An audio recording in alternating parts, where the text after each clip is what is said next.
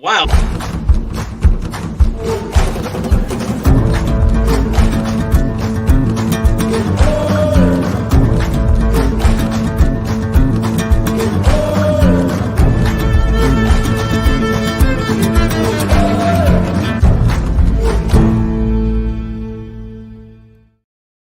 Good evening, everybody, and welcome to another edition of Fire Up! How excited are we tonight?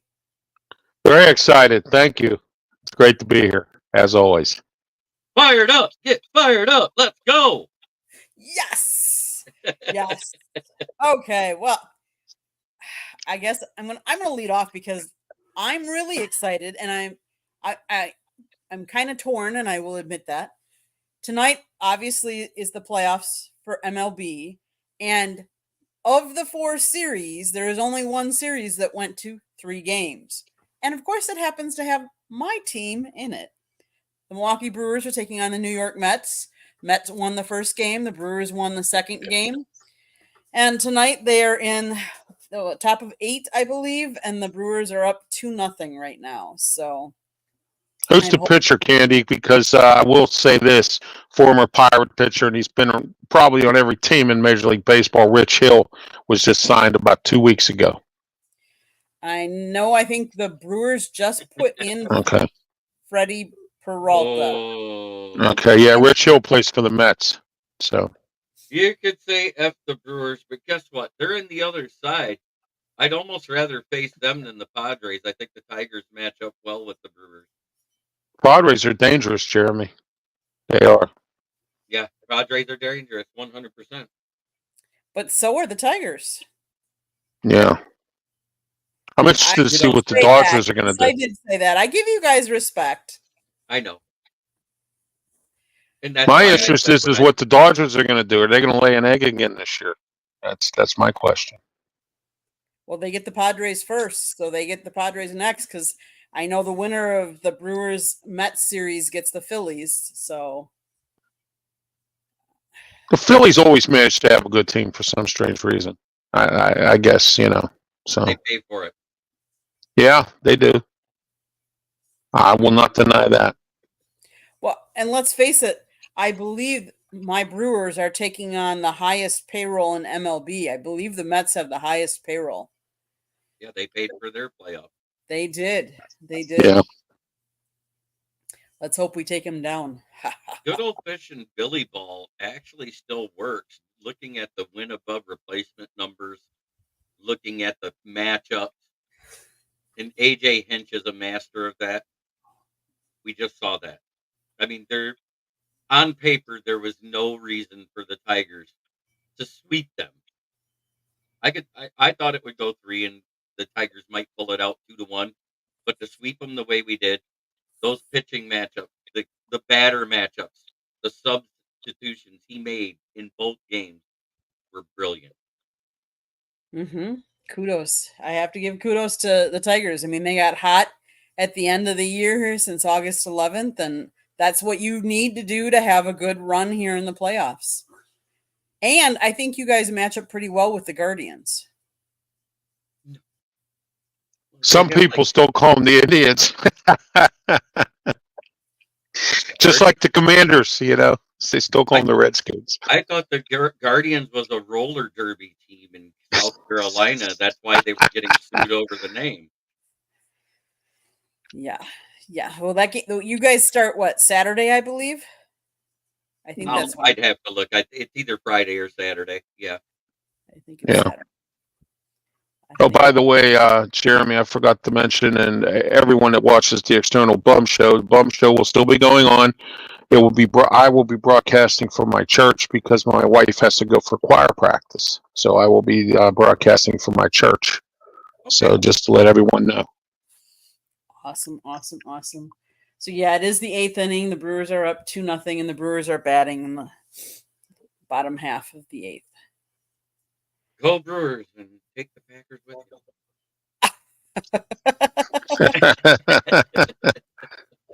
I definitely still use Indians and Redskins.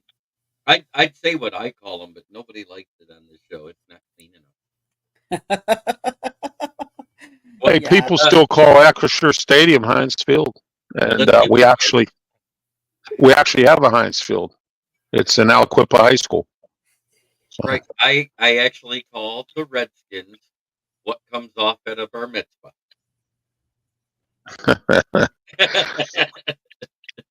There. Hey, at least I said it clean. You did. You Yes. did. Give you that. I'll give you that.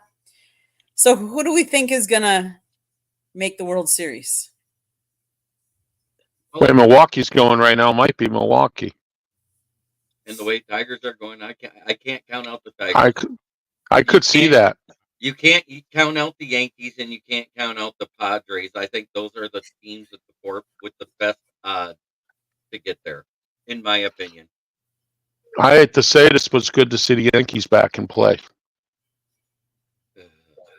You know what I hope happens? The same thing that happened in 2016. We see them in the ALCS and sweep them and go to the World Series. Go to the World Series, yeah. Well, that's good. I hope it happens, but it's just good to see the Yankees back again. You know. Tigers, Padres. But I'm pushing for the Tigers because look at Arizona. They ended up in the World Series. I mean, you know, who would have thought? You know. How about that? So. How great would that be? 40 years later, the World Series is won. 40 years after, with the same two teams in it. Doesn't matter who wins at that point. It would be a rematch from 40 years ago.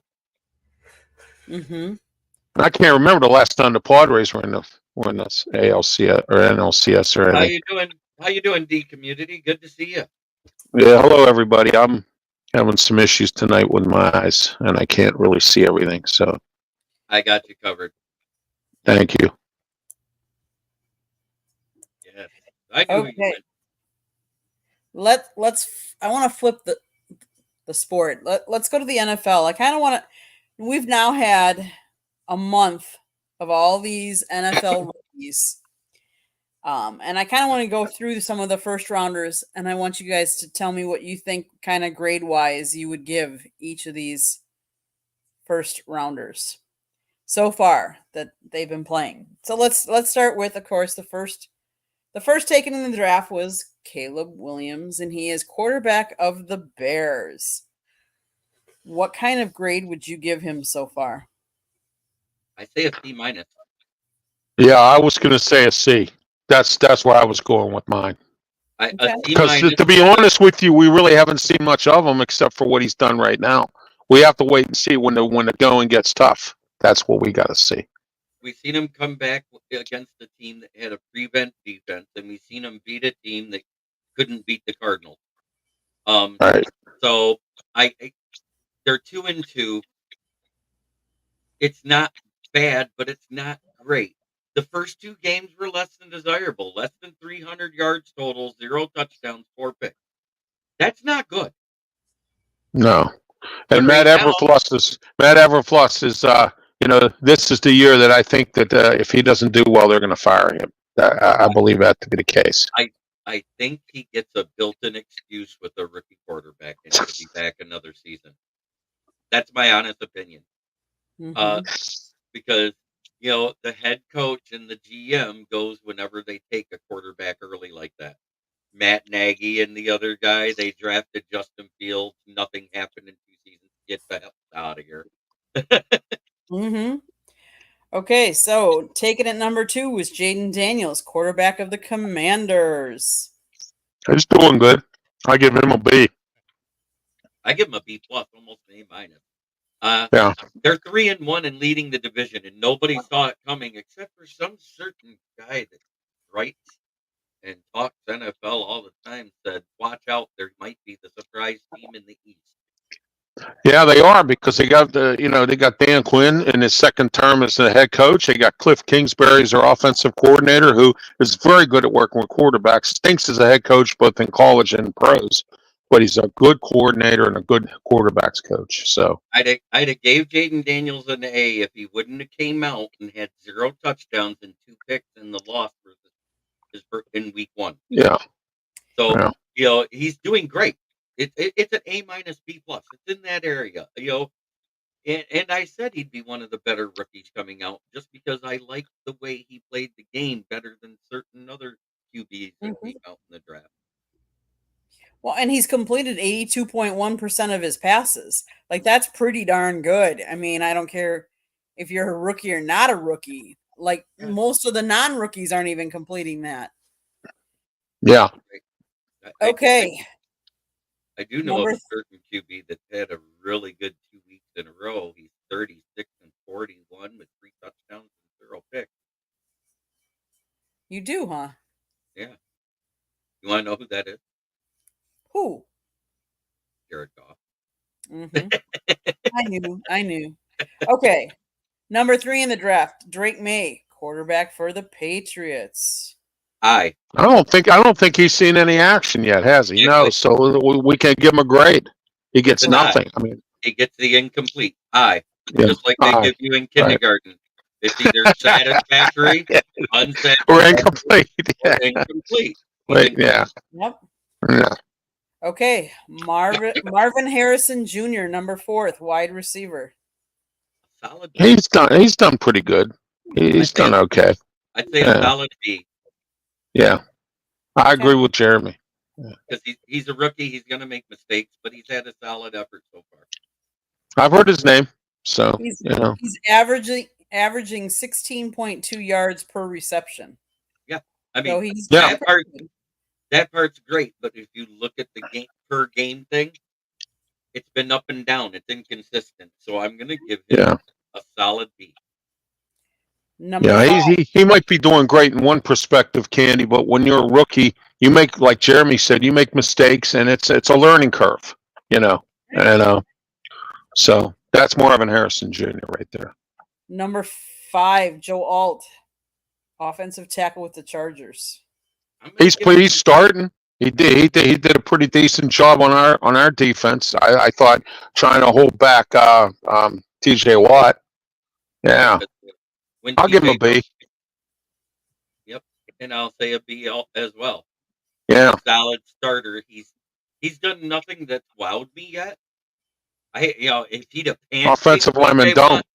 If he'd have pancaked TJ Watt, I'd have raised it up a bar. Yeah, no, but he didn't. But he kept him in place. I mean, he didn't do anything fancy, but he kept him to where TJ Watt couldn't make a sack or anything. So, Number 6, Malik Neighbors, wide receiver for the Giants. He's doing pretty good too. Him and Harrison Jr. I have him above because he's been more consistent even in losing games. He's had touchdowns. I've heard his name come up for touchdowns. So, which is important. He leads the league with 52 targets and 35 receptions. His 386 yards also ranked number 1 among 2024 rookies by a significant margin. Right. The only thing is the costly week 2 4th down drop. Right. Otherwise, he'd be almost perfect. Which is why I said A-. I dock where it's important.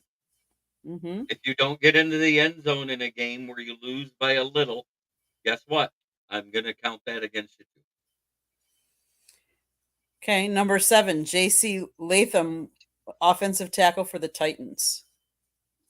He's been in and out. I think he's hurt. He's hurt. He's been in and out of alignment, been hurt. Week one, he gave up a lot of pressures to that guy opposite Montez Sweat. So I'm actually going to put him at a C- because if he was playing better, Will Levis would be doing better. He's letting that pressure get to Will Levis, and Will Levis doesn't know how to handle pressure in the NFL. We've seen that. He throws it to everybody but his receivers. I'm hearing former Steeler Mason Rudolph may start their next game. I've been hearing that. So the next one would be number 8, Michael Penix Jr., but we all know that he hasn't taken a snap as well because Kirk Cousins has been. The $108 million man is there. 180. Or 80, I'm sorry. Yeah, I keep saying 108 for some strange reason. I don't know where I got that figure. I don't know either. I think that was his guaranteed money, if I remember right. Yeah. He got a $180 million contract and 108 guaranteed. Yeah, I'd like to have his agent. And number 9, wide receiver Rome Odunze. I don't know if I'm saying that right. From the Bears. Odunze. Adunte, yeah. Steelers wanted him. I kind of have to give him a C plus. He hasn't been bad, but with a quarterback that hasn't really been able to open him up until one game, Who's he with, Jeremy? he's with the Bears. He's got Caleb Williams throwing. Oh, he's got Caleb Williams. Okay, I'm giving yeah, him I'll a give him C. I'll give him a C. Yeah, I agree with you on that one. If he's with Caleb Williams, yeah. Okay, obviously number 10 we can't really talk about because that's JJ McCarthy, quarterback for the Vikings, and he underwent a full meniscus repair in August. He gets the I with the little B next to it, because anybody who's hurt before they start their first season gets that bust moniker because they're always injured, is what everybody's going to say. And I'm throwing it out there because we heard it about certain players that were injured their first year and really couldn't play, and everybody called them a bust. And until they prove them otherwise, that's what they're going to say. I'm going to skip to number 12, Bo Nix, quarterback with the Broncos. What would you guys say about Bo Nix? I give Bo Nix a C, although he's been playing. Denver's winning a few games. I give him a C, maybe a B minus. Yeah, Denver's 2-2 right now, mostly because of Bo Nix. Bo Nix, yeah. So I think you got to give him a solid D plus. You sure? Yeah. Okay.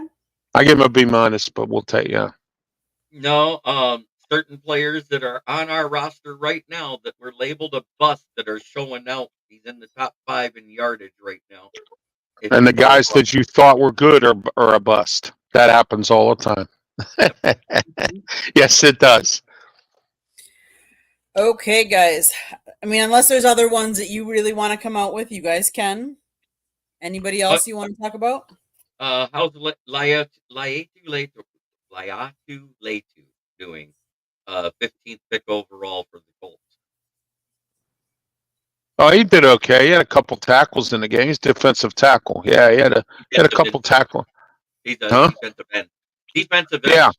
Yeah, he had some tackles in the Steeler game. I thought he was okay. I'll give him a C. Yeah, I think he's actually closer to a B minus C plus. Yeah. He's one of those guys that when we listened to the interviews at the draft, he sounded like a coach in the draft. Another guy I don't mind talking There's nothing wrong with that. No, you want a player coming in to sound that mature. Mm-hmm. So our first round pick, Troy Fomatu, he's hurt. He's done for the year. He's got a MCL or something. Yeah, he hurt his MCL that one game. Yeah. Thanks to Mike Tomlin, because Mike Tomlin had him out of position. He's a guard. He's not a tackle. He's too small to be a tackle. And Mike Tomlin keeps on doing this with these guys, and that's why they're getting hurt. Keep people where they are. They're at their natural position. Quit trying to switch people around and all that. And I get you want player flexibility, but Mike Tomlin's got this word for that. It's called swing tackle. So right now, for those that are watching us and not watching the game, I want to give you a score update real quick. I don't have Amazon. The Buccaneers are up 24-17. It's been back and forth the entire game, but the Bucs started with the ball, and I don't think either team is punted yet. There's 30 seconds left in the game, according to Google at this time. Wow. And if you're watching the Brewer game, it's 2-0 in the 9th, 1 out, and the Mets have runners on 1st and 3rd. Woo! Woo! There's a They're gonna take the pitch. They're gonna take the pitcher out. 2 outs. And you got guys on base, and the batter's got 2 strikes on him, and you change the pitcher. With 2 strikes on him, you change the pitcher? You change the pitcher. Derek Sheldon's done it. Oh. I've seen a couple managers do it. Just to get that one out. Terry Allen Arnold, a B minus. I say a C plus. I'm putting him more in the C range because he's dealt with some hands issues. He's a little handsy still, but that's the same with almost every corner that's not considered a generational talent coming out of college in their first year. they all get a lot of PI penalties. Darius Mims with Cincinnati, he's been committing a lot of penalties. I watched him. Was it Sunday or Monday night they were on? I watched him. He was getting what Steelers were looking at him. He was getting he had a lot of penalties. So. And the Packers took Jordan Morgan, and that's going to be incomplete because in week 2 he's hurt too. He's hurt with a shoulder injury, and he's been Oh sidelined. my!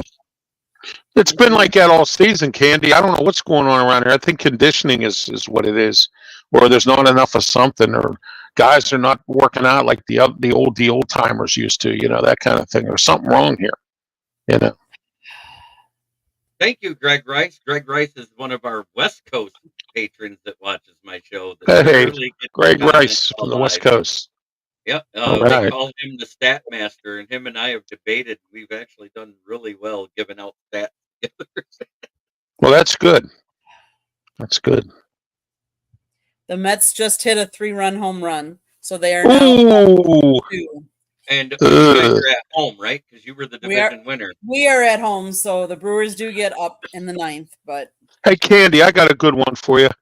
When the Brewers when the Pirates were starting to play the Brewers when they came to the National League and Miller Park was built, they asked our manager at the time, who was Lloyd McClendon. They said, "What's your thoughts on their new ballpark?" He said, "It looks like an airplane hangar." He said, "It looks like an airplane hangar." It kind of does a little bit. I take Lloyd McClendon's advice with a grain of salt for one reason. What's that? The guy was a career .220 hitter and was a batting coach for the Detroit Tigers during our worst batting period ever. Well, he followed Jim Leland around and Gene Lamont and all them guys. They were all they had their own little club everywhere they went. They all went together. I just hated the fact that Gates Brown was going into the end of his career, was coaching the Tigers as a good hitting coach, and once Sparky was gone, Gates Brown was gone, and a guy like Jim Leland could have benefited because Gates Brown was still around at the time. With that lineup, a hitting coach like that instead of Lloyd McClendon, because it seemed like all of our good hitters after 3 years started to go in the batting average. Yeah. He brought Gene Lamont with him. He always had Tommy Sant, and I could probably name you 3 or 4 guys he would always take. He had Andy Van Slyke. He had a bunch of guys from his old players and old coaches. It's like a little club or whatever. Guys you trust. I mean, like that. Yep. Milwaukee was good enough to trust Murphy to take over as manager after Council left to go to Chicago. Mm-hmm. And look, but he has the talent too, and Milwaukee's got a good scouting department. Look at them; they're in the playoffs all the time. They're always on top. There is a guy I want to give credit to because of what he talked about at the draft. A guy that was drafted after Perrion Arnold. He was picked 29 for the Arizona Cardinals. That was Darius Robinson, the kid defensive end out of Missouri. Because I actually recorded his entire interview because what he was saying was so amazing. I love the fact that he talked about his game prep for a week. One of the reporters asked him, and I was like, "Ooh, I actually want to hear this," so I recorded it.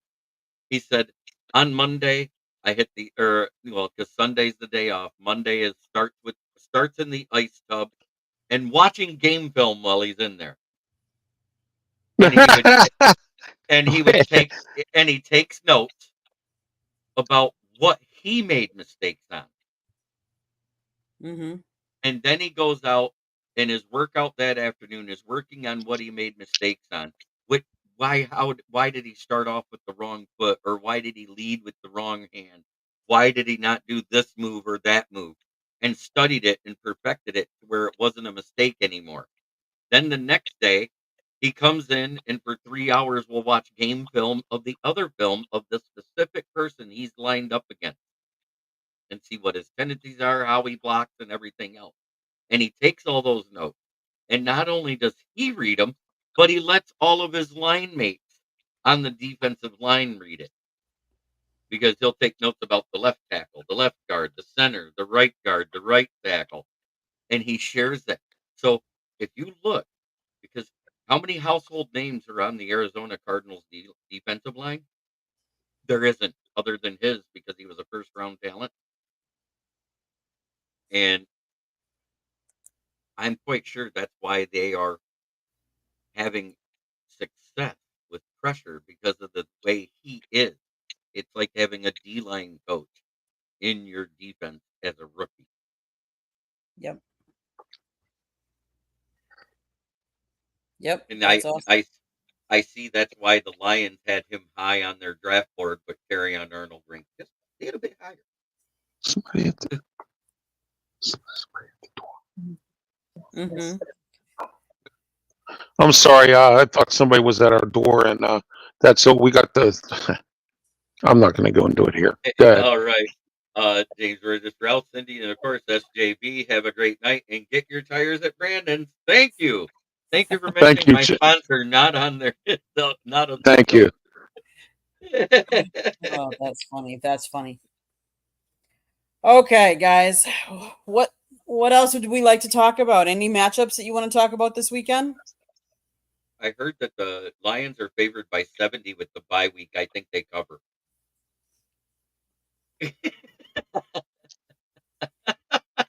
Yeah, I was gonna check into the games, but like I said earlier, I'm having issues with my eyes tonight, so looking at stuff is kind of hard Yep. for me. It is. It did go into halftime. The Falcons were not able to score in that final drive, so it is Buccaneers 24, Falcons 17. I like. Thank you, I James. could see somebody said something about Lloyd McClendon here as a little league legend or something. Yeah, he So, was back when he was back at one of the first Little League World Series. He was like a player of the game. Thanks, Thank you, James James. Burgess. Good night.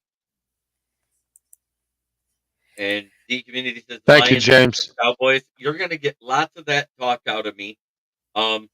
I have some things that I like to say on my channel that I can't say on this channel because some things are frowned upon, and I don't want to make the boss mad. There you go.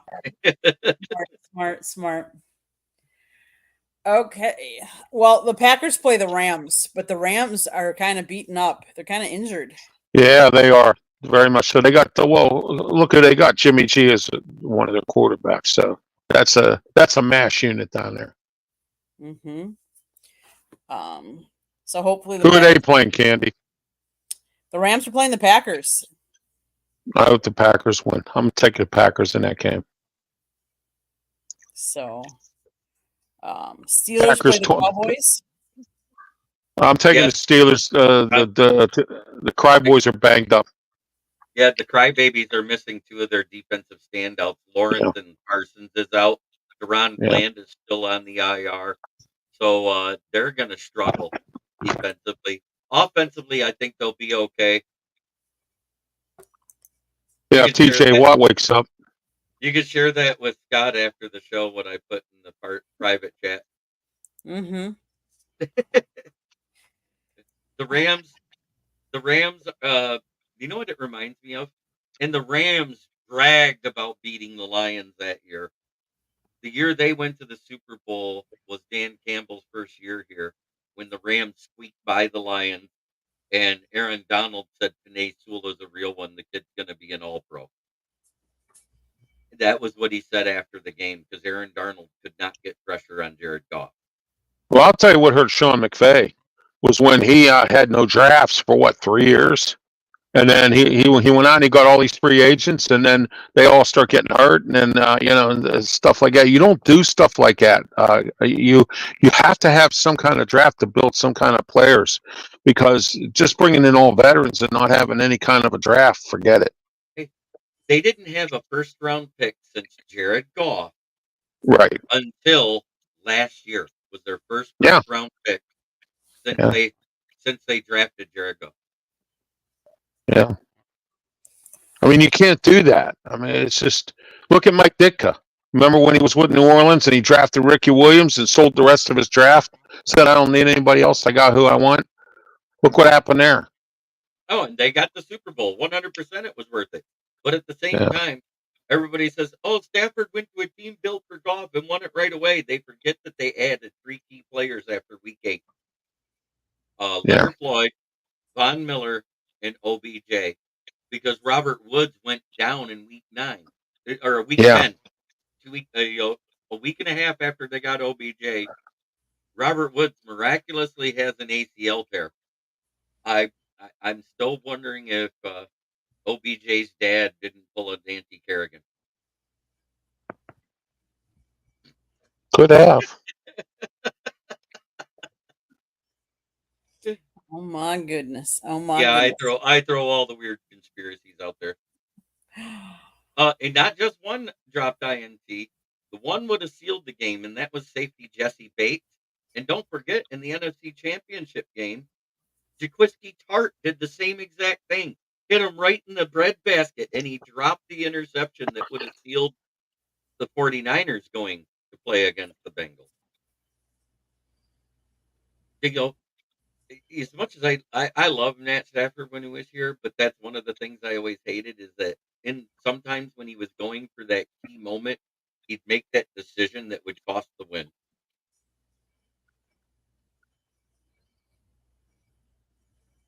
Okay, guys. Yep, he forgot. The quarterback the NFL forgot. Oh boy. Okay, well, we're gonna switch to a different sport because we're Sure. talking about rookies. We're talking about rookies. Caitlyn Clark wins Rookie of the Year and named to the All Rookie team. She received 66 out of 67 votes for the award. And the one person voting for Angel Reese of the Chicago Sky was from the according. So Was the a other vote Chicago was for Angel. was a Chicago beat writer. That's who voted for her. Yep. And I get it, but it got to a point where she was 4 rebounds away late in the game from getting her point. She just kept throwing the ball at the backboard and rebounding it herself. How is anybody going to get a rookie of the year when your shooting percentage is 19.8%? Mm-hmm. Yep. She said the former Iowa star led all first years with 19.2 points per game. She also averaged a rookie record 8.4 assists while shooting 41.7% from the floor and 34.4% from 3. The 22-year-old shattered several league records in her first professional campaign. She became the first rookie to record multiple triple-doubles and set a new single-season mark by any player with 337 total assists, helped in part by the single-game record 19 she posted in the July 17th loss to the Dallas Wings. Wasn't that when she got her first triple-double, too? I think that, yeah. That was when she set the record as the first rookie to get a triple-double in the WNBA. Correct. Moses Malone did it all the time.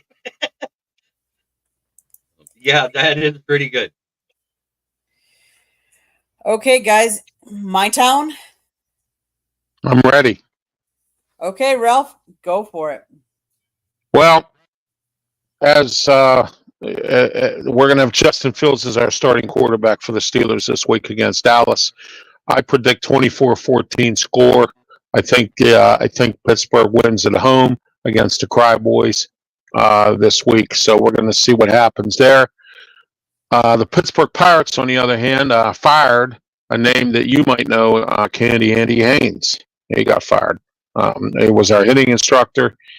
I'm not sure what's going on there, but we had the Eckstein brothers who couldn't do anything, and now Haynes has been fired. Our bullpen coach has been fired because our bullpen had a bad year, and so making some changes. But Derek Sheldon will still be the manager, and we'll still be only winning 70 games in the next 10 years.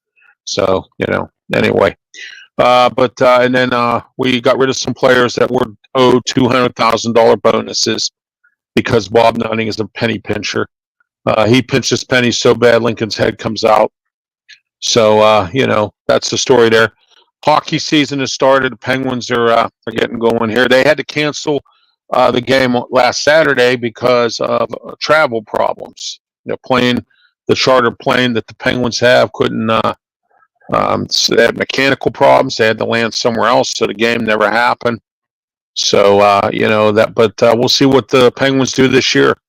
I hope that Eric Carlson's not a bum this year and he ends up doing something. So we'll see what happens there. And as I mentioned, the Steelers, no Russell Wilson again.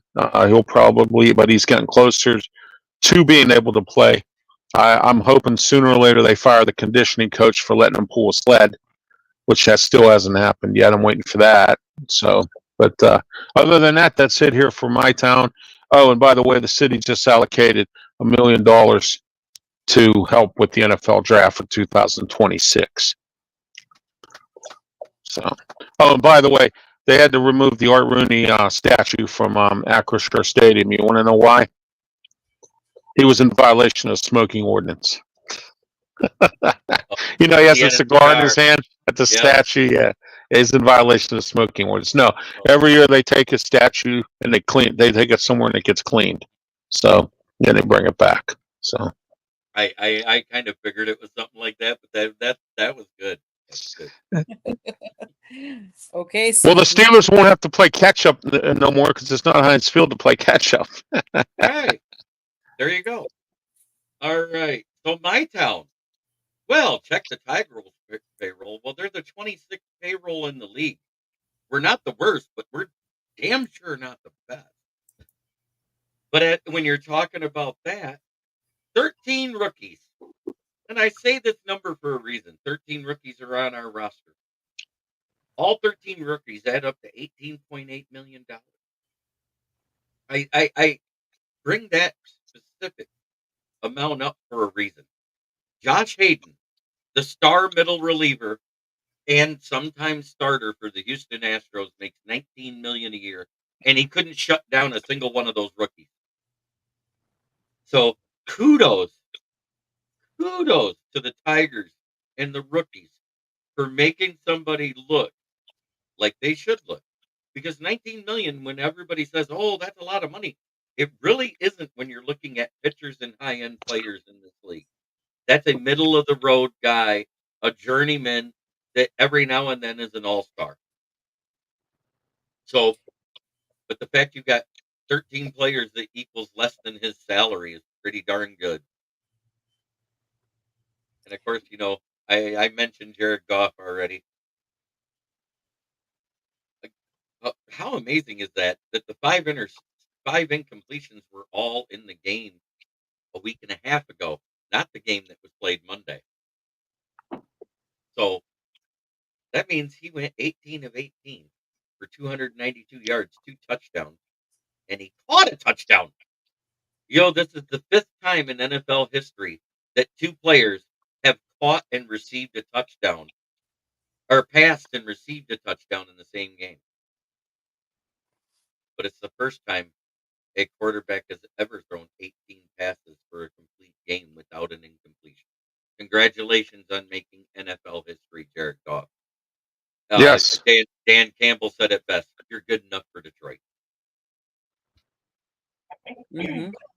And so is Dan Campbell. I'm impressed with what he's done there. He's been a guy that, I'm going to do it like this, a guy, like Mike Tomlin, a guy that has done well coaching the Detroit Lions. He's a tough guy, and he's brought that toughness to the team. And he says it from here. He doesn't do exactly. It up here. Right. He speaks from his heart. I love the stuff he says. It comes off. And he has some good assistants too.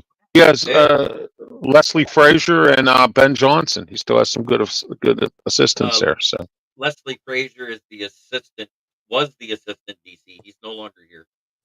Oh, really? Oh, what? Yeah.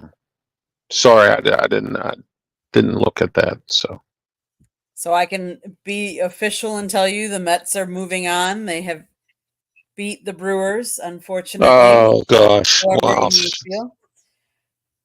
So the big payroll won out over the small market team. We kept saying the little engine that could ran out of steam, I guess. Well, I was rooting for Milwaukee, Candy, because you root for them, and also I was rooting for them because they're in our division. So And yes, Mhm. with this last win, Dan Campbell is officially above 500 because of the tie. He is 27, 27, and 21, 4 games wow, into the fourth year here. Considering he started off 3-13-1, that's one hell of a comeback in 2 1/4 seasons. yeah, it is. And as for my Packers, they're 2-2. The 2 wins were with the backup quarterback. The 2 losses were with the quarterback we just paid a boatload of money. Now, I will say part of this last week, they lost to Minnesota. They lost by 2 points. They came back. They did miss 2 field goals in that game. And they're still sticking with this kicker and think he's. To quote a famous TV character to the GM of the Packers, Goody Curse, when you cut or wave James Turner, shine, shine, shine.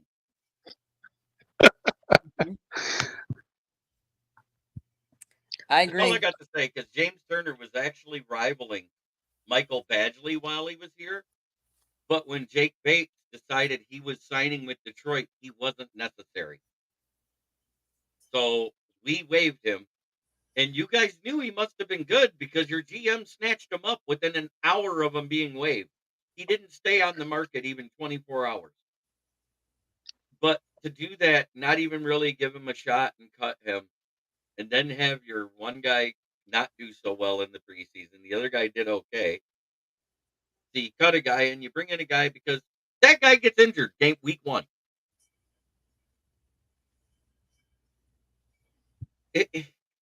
It didn't make sense. You could have kept him on the practice squad. You didn't need to waive him. I understand that depth is depth and stuff like that, but there's a reason why we always have a kicker on the practice squad. We always make sure we have one. If one gets poached, we pick another one back up. And that's because you never know when somebody's going to get injured. All it takes is while they're on that plant foot up in the air and a guy dive at the wrong part, and a guy's got a high ankle sprain, an ACL, an MCL, or something like that. And if you don't have a backup kicker in your practice squad, you're kind of screwed. Mm-hmm. Hey, Candy, there's a guy out there that plays in the UFL. He used to kick for Pitt. His name is Chris Blewett. That's his actual name. So every time he used to blow it, they used to say Blewett, Blewett. Well, he I, played for the Maulers in the USFL, and he was on a couple other teams. The guy can kick. Maybe Green Bay needs to go take a look at him. he blew it was a Packer at one time, Yeah, Chris Blewett. You blew it. and he blew it in the preseason, was cut from the team. Myron Cope, our former color analyst, who's up in heaven with the Lord, he used to he used to pick on guys like Blewett or something like that. Like when Cleveland had Benjamin Gay, he used to say, "There goes that Bengay. You end up having pain with the Bengay." I want Bob Bucher to be invited in to be a guest announcer for the Detroit Lions, just so just so he can be on the radio with Dan Miller and Lomas Brown, and you can hear him do that speech from Major League. And tomorrow and next week is Die Hard night. Free tickets to anyone who was alive the last time the Lions won a world championship. The Bobby Lane curse, I'm told. Well, I don't think that curse is valid anymore. Oh, okay. I between what if you look at everything that happened in 2022 with this team, Our curse here traded is the San Antonio Holmes curse. Because right after the year they went to the Super Bowl, he got arrested for smoking marijuana, and after that, he cut him. And ever since then, we haven't won anything. we did 3 things in succession. After that Sunday game just before the trade deadline, which was our bye week that week, we fired Aubrey Pleasant, and he was our passing game coordinator while we went on that horrible 1-7 run in 2022.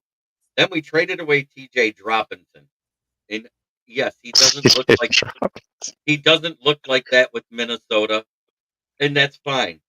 But when we drafted him, and I remember at draft night, and I was okay with it because of what he was touted as by all of the scouting draft pundits. The guy's an extra tackle when blocking and running and passing down. He ranked 115th out of 120 tight ends and offensive linemen graded by PFF in his 3 years here as a blocker. He now grades in the top 30, which means he could have did it. He never wanted to do it in Detroit, probably because he played for Matt Patricia and Bob Quinn. But that's another story. Mm-hmm. And lastly, during that bye week, in the middle of the home end of the field at Ford Field, Jeff Daniels had a bathtub that he filled with whiskey, and he came in with it was Peyton Manning and Jeff Daniels, and they did a curse lifting ceremony. Yeah, the rest was on William Clay Ford Jr., but we'll get into that another time. Okay, And they did it. I would say I'd be remiss if I didn't say, I mean, you all know I live in South Florida. The Stanley Cup Florida Panthers will start their season. I believe it's on Tuesday, the regular season. Before that, they're going to have it's either Sunday or Monday. I think it's the day before. I think they're charging $20 if you want to go see their ring ceremony and everything like that. It's not before the game. It's a separate event. Yeah. It's a separate event. Mm-hmm.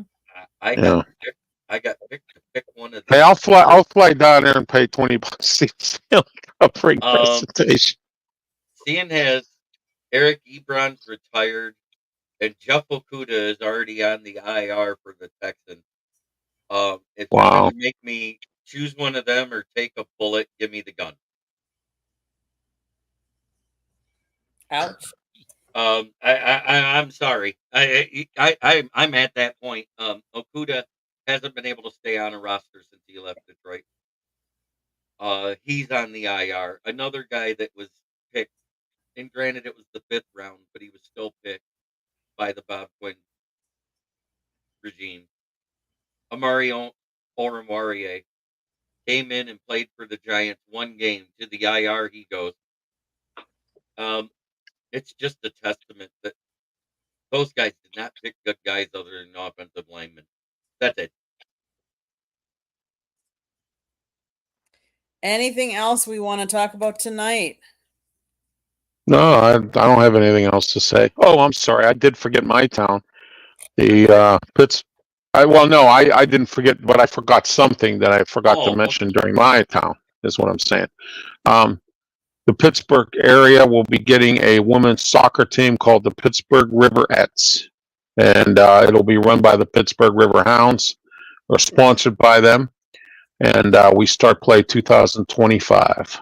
And I will be, of course, interviewing a lot of the players and coaches and stuff with that. I like the small teams, you know.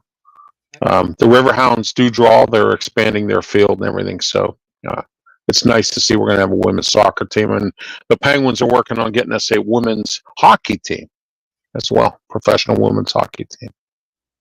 Wow, yeah. I'd be remiss if I didn't say this for my parting shot. Scott Morgenroth wrote a book. Holy yes, he did. It's actually pretty good. It is a good book.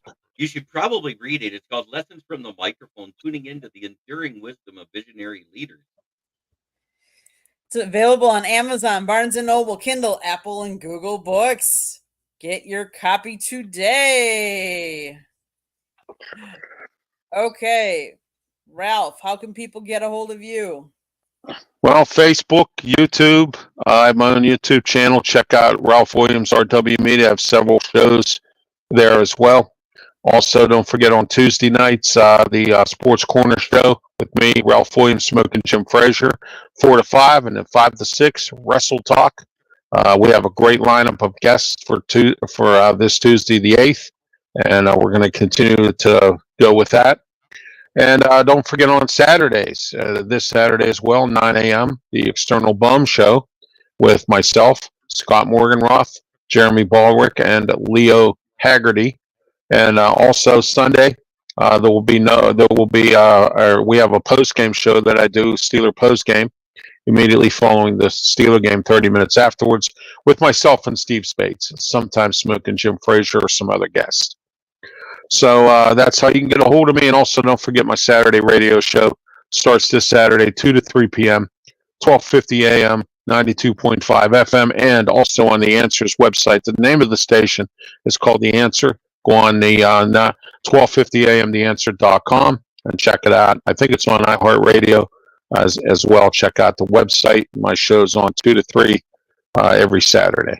So other than that, that is it. Oh, by the way, on Sunday I do a show called Bible Capsule, and we're going to start a series this month on faith.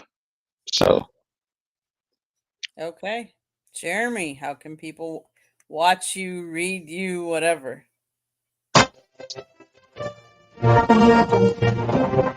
It's a news break. Yes, that's on the SouthFloridaTribune.com. You can see my writing under the Motor City Tribune heading. I write about the Lions, occasionally throw in something about the NFL. Hopefully soon we can pick up a college team for me to write about, because I'm looking to broaden my horizons and expand my repertoire. You can also find me right here on the South Florida Tribune on the Fire Up Show every Thursday night. You can find me on RW Media on Facebook or on YouTube with the External Bum Show on Saturday. Sure. And you can find me on my channel pretty much every day of the week. Kneecap Biting with the Motor City Lions. It broadcasts into YouTube, Facebook, Twitter, and also Roku and Amazon Fire Stick. I'm everywhere. I'm not just nationwide anymore. I'm worldwide. Holy smoke! How'd that happen? Well, we have a TV network here called WTA, and they say Action News is everywhere. Jeremy's everywhere. So am I, actually. There you go. Well, as Squeaky Jeremy wheel said, gets the grease. there you go. Jeremy said earlier, my husband Scott wrote a book, Lessons from the Microphone, Tuning into the Enduring Wisdom of Visionary Leaders. It talks about Scott's 40 plus years in the media business and how it has changed over those 40 years plus years. It is available on Amazon, Barnes & Noble, Kindle, Apple, and Google Books. There is a link on our website, www.southfloridatribune.com, where you can get his book. You can also see our merchandise. You can also read Mr. Jeremy. I'm over here behind the book making faces. That's why I was laughing. And my pictures. If you want to advertise or sponsor a show, call Scott 954-304-4941. Our broadcasts are all on wherever you get your podcasts. We broadcast there too. So Monday nights we're talking baseball. Tuesday nights we talk football. Wednesday nights Sports Exchange. You never know what we're going to be talking about. Also, I will say on Wednesday nights, Jeremy, George, and Scott are on nofilter.net for the Motor City Madmouth show. So check that out. Thursdays, Scott is now doing Fire Up Florida, which is his hockey show with Rod Peterson. And then we do the Fire Up show here. Catch all of our shows, any of our shows. If you see that red subscribe button, click it. Like us. Share us with all of your friends and family. Anyone you think that would be interested in learning or listening to any one of us. But also then go to all of the different participants we have across the channel. And I want to definitely thank everybody that was in the chat room tonight. It's been great to have all of the different people commenting, asking questions. We welcome questions. So thank you, everybody. Jeremy, how are we going to end the show? Try every day to be a better person than you were the day before. That's the only way to make the world a better place. It starts right here. Much love to all of our followers and everyone in the chat. I hope you have a blessed and safe weekend. And if you can't, and so do I. If you can't be safe, be careful, because if you don't, you might end up in jail. Good night, everybody. Have a good one. Have a good night.